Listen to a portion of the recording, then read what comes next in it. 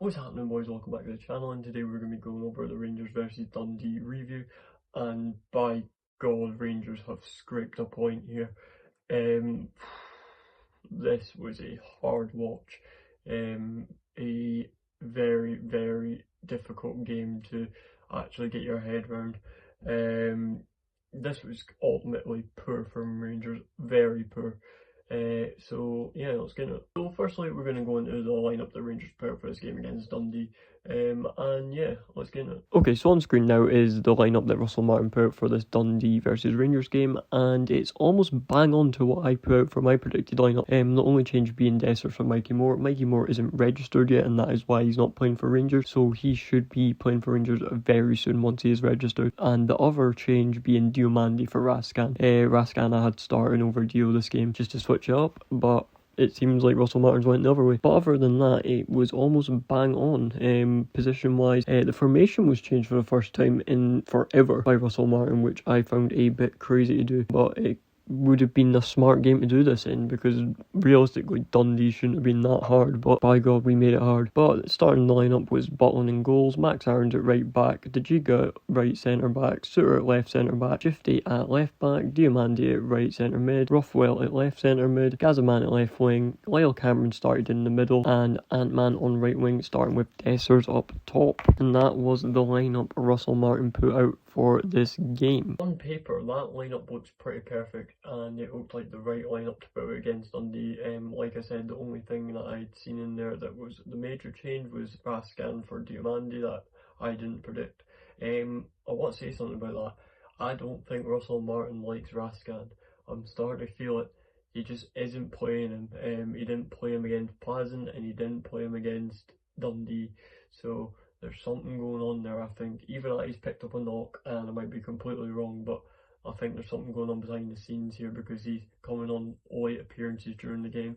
And quite frankly, Raskan puts in a shift every game, so I don't know what's going on there. Another player I'm seeing a problem with is Tavernier. Russell Martin, I think there's been a clash here where Tavernier and Russell Martin just aren't getting along. He's chose Max Aarons over Tavernier, which I would have had over him this match because he had a really good game in the Pleasant game. But when Tav came on, he played well. But that is the only two noticeable changes I've seen. The rest of the team was pretty much as predicted. And there is one player I want to talk about in this team who looked awful today. I don't know what happened. He just, John Suter.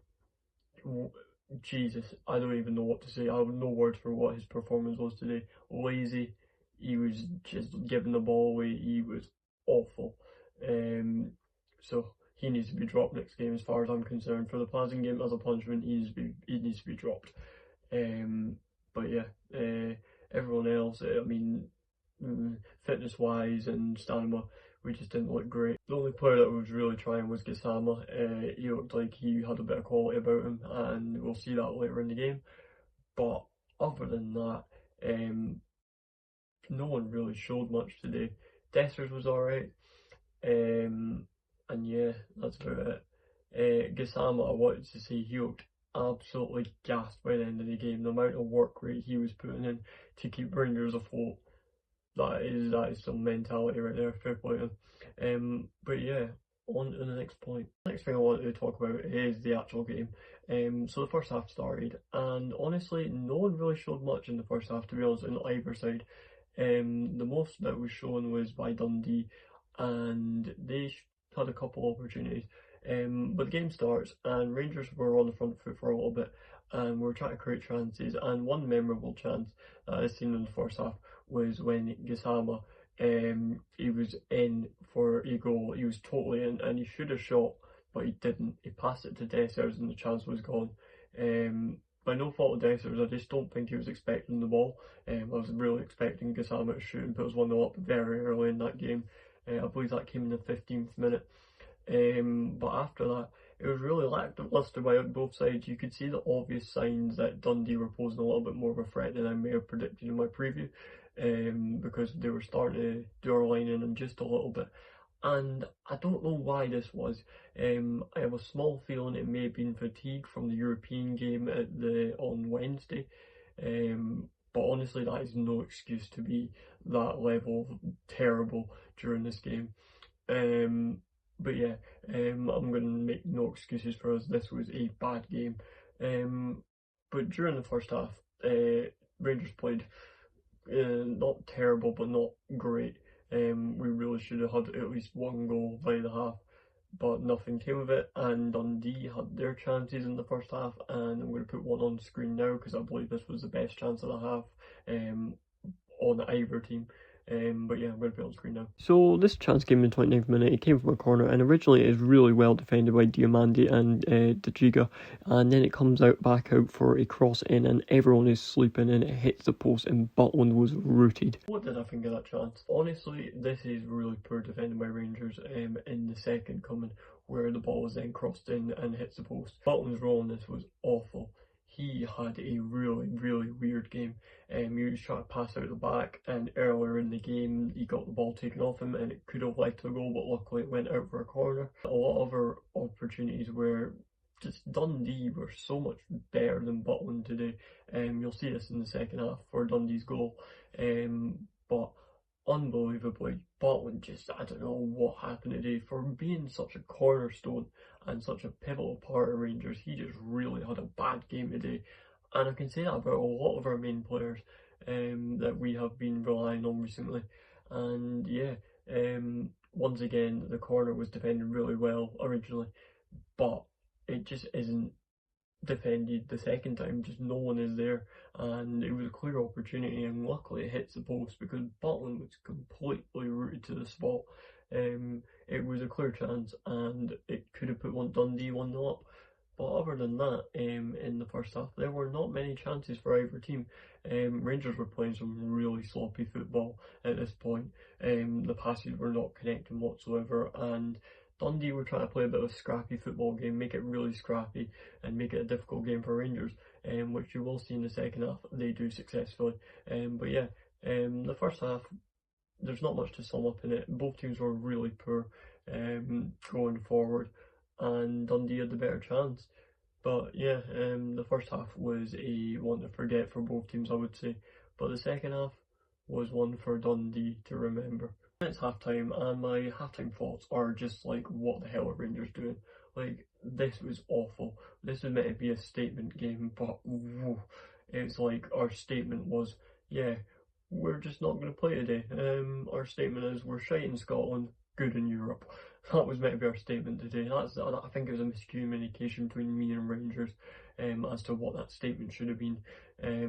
But yeah, then the second half starts and Dundee come out the blocks swinging and they land a knockout punch. They land a big knockout punch. They floor Rangers in the 51st minute, and it comes from a free kick, and it's on screen now where they score their first goal. Okay, so this free kick is straight off the training ground, and it's headed in once, headed in twice, and straight over Butland, and that is 1-0. I'm two minds of who I want to scold for this. I'm between two. I'm between Gifty and I'm between Butland. Gifty because he just didn't defend the set piece whatsoever. The free kick, he just left his man open, and that is the first header that led to the second header that looked over Butland. And the reason I absolutely scold Butland here is because he's being beaten by a looping header, and not a fast-paced one, a very slow-paced, over-the-top looping header. And honestly, he shouldn't be getting beaten by that, but he was. But I feel like Gifty is more to blame here because he didn't originally pick up his man and mark him. But yeah, we really can't do anything about that goal. The whole defence was sleeping, so like honestly, we could scold the whole team here, because everyone was sleeping for a set piece.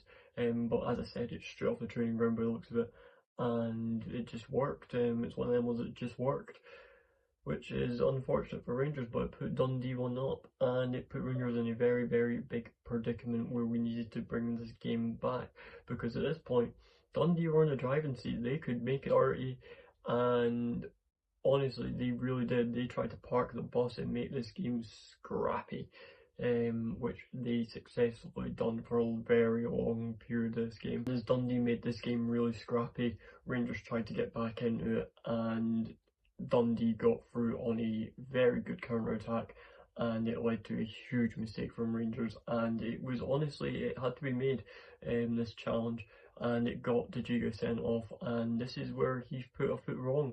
The first time I've actually seen this come from De Giga, where he put a foot wrong for Rangers so far.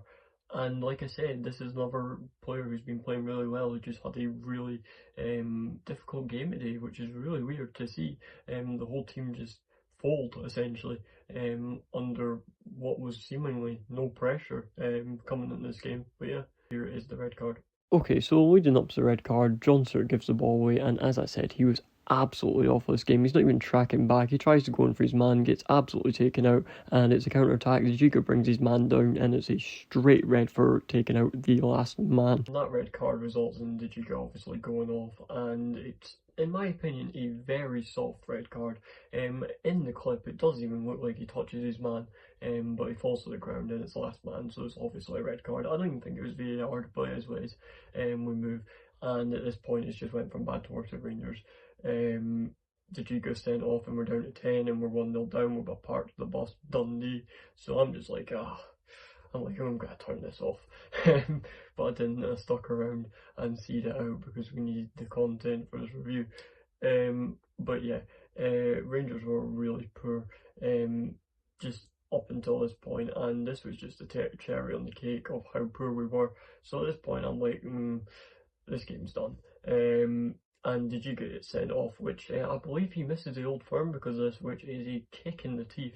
And either that, it's the St Mirren game. It depends on how long his match ban will be. But yeah, it was a poor decision, but it needed to be made. It had to be because John Stewart absolutely dug us a hole and put us in it, and De Giga had to try rescue us, and he technically did because we didn't end up conceding from it. And then Rangers decided to go, and only what I could describe is panic stations. Russell Martin literally threw the tactic book out the window and went, you know what, I'm gonna start playing FIFA. You know, like when you're 2-0 down in a FIFA match and you're just like, sod it, it's the 80th minute, I'm just gonna go ultra attacking. That is what Russell Martin done. He literally threw the tactics out the board and he went, yeah, ultra attacking, let's do this. So he brought on Danilo, he brought on Kieran Dell, he brought on Tavernier, he brought on Raskin and Finlay Curtis. And at this point, Rangers don't even have a formation at this point because we are down to 10 men and we've just brought on 4 attackers and took all our defenders off. So I don't even know, this could be like Southampton tactics, what they done in the Premier League when they tried to get a goal, but honestly I don't know what he was thinking here. But it is what it is. It was baffling to me because at this point I'm like, what formation are we actually playing? Because I think we played 2 at the back by the end of the game, and the rest were just all attacking. And from what I've seen of the impact of Raskin and Tavernier when they came on, they were 2 shining lights. Raskin was in and about it, making tackles, playing passes. He was really up for it. And Tavernier was trying to play the same ball about 90 times, I will be honest, the same cross ball into the box. It didn't work at all, but he was trying to do something, which, I mean, I see as a positive personally, and he was defending pretty well. But other than that, the only other shining light was Gisama, and during the game, he was good. That's the only one I've seen. And on the other hand, we have Kieran Dell, who honestly, I'm baffled by him at this point. Why he is in this team and why Russell Martin has so much faith in him, I will never know. He was just awful today. He wasn't even playing the ball. Even when he came on, he just looked awful. But yeah, the substitutions were made and Russell Martin went full attacking mode, and it did pay off, I will be honest, because in the 91st minute, after a little bit of pressing and just trying to get that Dundee defence to break down, Gisama gets in with a chance off Raskin, the ball's played to him, and the clip is on screen now. Okay, so this attack starts with Gisama passing the ball to Raskin. Raskin lays it back to him and he's in and he gets a penalty, and that is just what we needed. And this is a better angle on the foul on Gisama. It is a clear penalty, no doubt in my mind, and Tavernier steps up and slots it. Tav slots it. Rangers were handed a lifeline here, and I was actually satisfied with the result. Going down to 10 men, having a terrible game and actually coming out with a draw, I didn't mind it. because I thought it was going to be a day at the office where we were going to get snatched and grabbed, and that was it. But we walk away with a draw in the 91st minute, and I'm happy with that. And then Rangers all of a sudden, 7 minutes added time, and Rangers turn on the gas. I don't know what happens here. We just turned it on for the last 10 minutes essentially because there was a VAR check. So it basically took it up to the 90th to the 100th, but it actually ended in the 98th. But that's just added time for you. It is what it is. But in the 97th minute, Rangers are on the counter. It lands to Gassama. Gassama plays it through, and Serial Dessers slots it. I couldn't believe my eyes. I was going absolutely mental, and it's on screen now. Okay, so the ball lands to Tavernier. Tavernier plays it to Gassama, and he plays this lovely ball through. It takes a nice ricochet, and Dessers slots it. This is, I'm going mental, absolutely going crazy. I couldn't believe my eyes. I thought we'd snatched and grabbed it with 10 men. I was like, oh my god, this is crazy. He's offside. He's offside, and my heart is ripped out of me. Honestly, I couldn't believe it. I honestly, the roller coaster of emotions I went through during this game was insane. But ultimately, it ended in a draw. Referee pulls up straight after it. The offside is called. It's a clear offside. There's no arguing about it. Yeah, it is offside, and you can't do anything about it. It didn't even need VAR. He was so offside. But the game ends 1-1, and ultimately it is a disappointing result from Rangers once again. But in this case, I will take it because we were down to 10 men, and this just didn't look like a result we were going to get. But yeah, we'll take the 1-1 in this case, although it is a disappointing 1-1, and Rangers should have absolutely played much better than what we did. In the circumstances, we take it. And we're just going to have to look forward into this Victoria Plaza game and not let our heads go too low because of this. Although the league may be already done, genuinely, it could be. We just need to go and focus on Europe at this point, with Victoria Plaza in mind, then RB Salzburg or Club Brugge, because I am hopeful that we put Victoria Plaza to bed in the second leg as well, because we're already 3-0 up. But this game was really disappointing, and I don't know where we go from here, because it's like we took 3 steps forward for the Victoria Plaza game and about 75 back because of this game. But you know, it is what it is. Yeah, this is just the world of football. This is you can't predict it. If I was that good at predicting things, I'd be a millionaire. But yeah, it is what it is. And yeah, that is the end of the game. That is it for this Rangers versus Dundee review. Hopefully you enjoyed it. There was a lot to go over, which is a good thing, and hopefully that continues on for the theme of these reviews and previews. But yeah, hope you liked it. Like, subscribe, do all that good stuff, helps the channel grow, and once again, the growth on the channel's been great. I'm seeing lots and lots of consistently watched videos now, which is really good. But yeah, yeah, I've been DGD, and that's it. Root to